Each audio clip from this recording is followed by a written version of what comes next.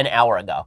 So my son just came charging in the room. I was studying Talmud with somebody, and my son comes charging into the room with a jelly bean in each hand. And he says to me, Daddy, which jelly bean you want? And I said, I'll take that one. And he smiled, and then he put both of them in his mouth because that is what children do.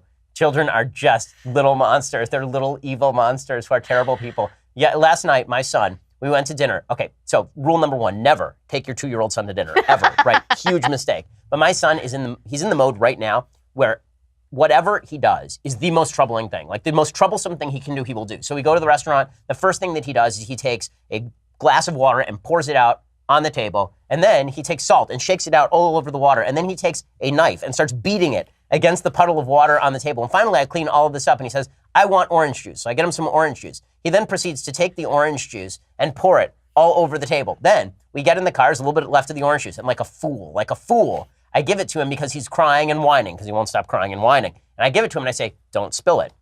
By the time we get home, it's 1 block. 1 block. He's poured it on himself. So I get him out of the car and I say, you know what? It's time to go take a shower. No, we have to take a shower because you're covered in orange. No. Well, tough. I'm big. You're small. No. So anyway, I wrangle him finally into the bathroom, and then he proceeds to start digging immediately through all the drawers in the bathroom and dumping things on the floor. This is my life, pretty much, for 4 hours a day with my son. My daughter is really smart and also very sassy. Like she does not take. She's very cunning, and she does not take crap from anyone. I wonder where she gets that. Yeah, my daughter's a lot more like me. My son's more like my wife. My son is just sweet by nature and really nice and a little bit mischievous.